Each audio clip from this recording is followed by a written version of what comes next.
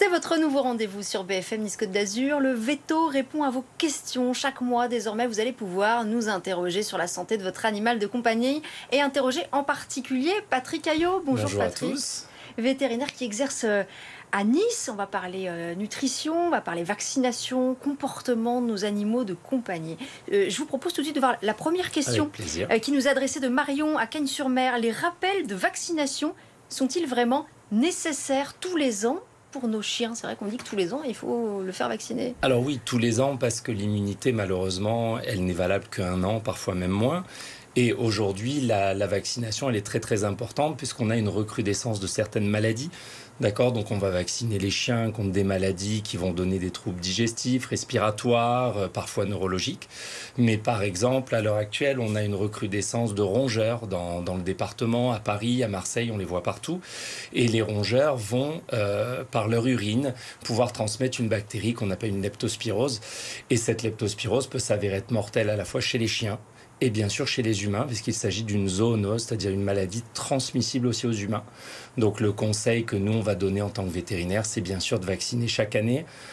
Ça permettra aussi de checker tout sur l'animal, de voir qu'il est en bonne santé, que tout va bien, et enfin de pratiquer l'acte de vaccination. Et si on oublie les rappels, on revient quand même. Et si on oublie les rappels, on vous envoie même souvent des deuxièmes rappels pour y penser. Et on recommence le protocole. Et on peut recommencer le protocole. Seconde question de Céline à Nice. Mon bulldog français a un œil un peu rouge qu'il a du mal à ouvrir. Est-ce que je dois consulter rapidement ? Alors ça, c'est bien pour moi puisque je suis ophtalmologue pour animaux. Donc c'est vrai que les bulldogs font partie de ce qu'on appelle des races brachycéphales, c'est-à-dire ces races à faciès écrasées, alors qu'on aime ou qu'on n'aime pas. Moi, j'aime beaucoup. Ce sont des races où effectivement les yeux sont exorbités, donc ils sont, si vous voulez, beaucoup plus sensibles aux variations donc de masse d'air, de poussière, de ce qu'on veut.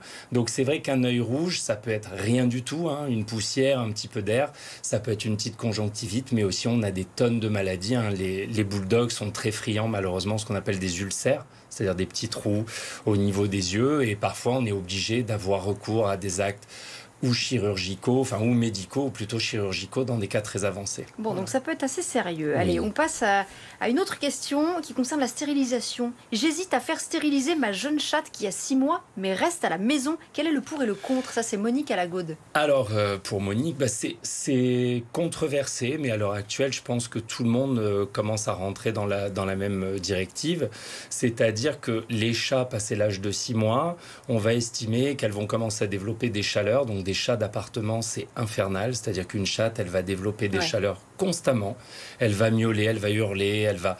Et donc même pour l'animal, c'est pas forcément très Non, l'animal n'a pas mal, hein. Les gens ont toujours peur que l'animal ait mal parce qu'il miaule, il n'a pas du tout mal, mais en fait, dès qu'il y aura une voie de sortie, elle peut sauter par la fenêtre, elle peut partir parce qu'elle est en chaleur. Après, la stérilisation qu'on va conseiller même avant les premières chaleurs, elle a plusieurs avantages. Ça va éviter l'apparition de tumeurs mammaires, ça a été prouvé, on a estimé que si on stérilisait des chattes avant 6 mois, ça réduisait le risque de tumeur mammaire à 0%, ce qui est exceptionnel. Et surtout, ça va éviter bien sûr les infections de l'utérus ou des problèmes ovariens. Donc nous, c'est vrai qu'on est très très partisans de les stériliser très très jeunes. Donc on se prémunit aussi pour plus tard en les faisant stériliser. Exactement. Une question de Jacques à Menton qui vient d'adopter un chien. Il a un peu tendance, ce chien, à voler la nourriture sur la table.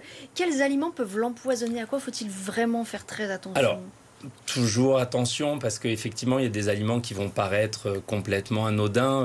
Dernièrement on a mis en évidence une intoxication par exemple au raisin. Il y a des études qui ont été faites sur les grains de raisin. Alors j'ai plus en tête où on disait que c'était 1 ou 2 grains par kilo pouvaient s'avérer toxiques chez les chiens. Alors souvent on a des gens qui me disent mais docteur mon chien mange le raisin. Je leur dis c'est qu'il est pas du tout sensible au raisin. Après plus qu'autre chose c'est pas parce qu'il va manger du poulet, un steak haché ou des légumes que ça sera dangereux. Faire attention au chocolat. Hein. Le chocolat avec le cacao c'est vraiment de la toxicité absolue qui peut aboutir jusqu'à la mort de l'animal. Et après plus que la nourriture, faire attention aux produits ménagers parce que pour moi c'est ça le plus important. La nourriture, ça se met en hauteur, ça se cache. Les chiens vont aussi chercher les produits ménagers. Oui, il y en a ils aiment bien.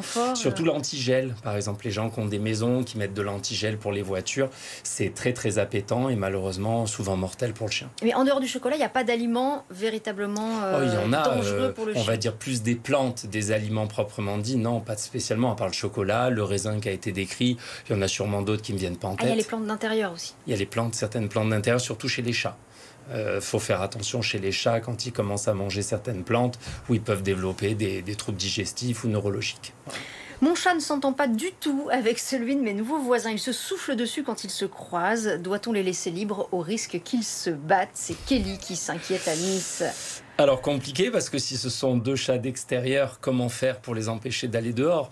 Là c'est toujours difficile. Petit 1, s'assurer que les 2 sont stérilisés, ce qui pourrait éviter des conflits, on va dire si c'est un mâle et une femelle ou plutôt si ce sont 2 mâles. Là ce sont 2 mâles en Ce sont 2 mâles donc probablement stérilisés. Après c'est très difficile, c'est-à-dire que s'ils vivent ensemble, ça peut s'apprivoiser. On peut mettre ce qu'on appelle des produits environnementaux. Ce sont des diffuseurs de phéromone qui apaisent les animaux. On peut donner des produits pour les détendre à base de protéines de lait, donc complètement inoffensifs. Maintenant, si c'est le chat du voisin et le chat de, je crois, Kelly, ça me paraît très compliqué. Donc à gérer, ça va être beaucoup plus difficile. Pas de solution miracle. Donc, non, allez, une dernière question d'André à Cannes. Ma chienne Beagle a très mauvaise haleine. Que puis-je faire? Ça peut prêter à sourire, mais c'est souvent un sujet chez les chiens. Alors, bien sûr, la première chose, c'est suivant l'âge de l'animal. En tant que vétérinaire, nous, on va regarder en priorité, bien sûr, la gueule. Donc, si c'est un animal qui a du tartre, il n'y a pas tellement de solution à part de dire au propriétaire qu'il faudra détartrer son animal. Et ensuite, utiliser tous les produits à bon escient. Donc, brosse à dents, dentifrice spécial, pas le nôtre, comme j'entends souvent. On peut leur brosser les dents. Oui, avec des dentifrices spéciaux, parce que le fluor, ça passe pas très bien chez le chien. Il le supporte pas très bien. Il y a aussi des lamelles enzymatiques qui permettent de diminuer un petit peu le tartre. Après, s'il n'y a pas de tartre, c'est-à-dire si c'est un animal qui a mauvaise haleine mais qui n'a pas de tartre, ça veut dire que c'est comme nous, c'est du reflux. Donc il y a une origine digestive, donc le plus souvent stomacale. Donc il faudra évaluer cette voie-là avant de chercher d'où ça vient. Voilà une bonne piste. Merci beaucoup. Patrick Caillon, on se donne rendez-vous le mois prochain pour de nouvelles questions de nos téléspectateurs que vous pouvez nous envoyer. D'ici là, le rappel, l'adresse c'est leveto tout attaché, tout simplement, @bfmcôte-d'azur.fr, leveto@bfmcôte-d'azur.fr.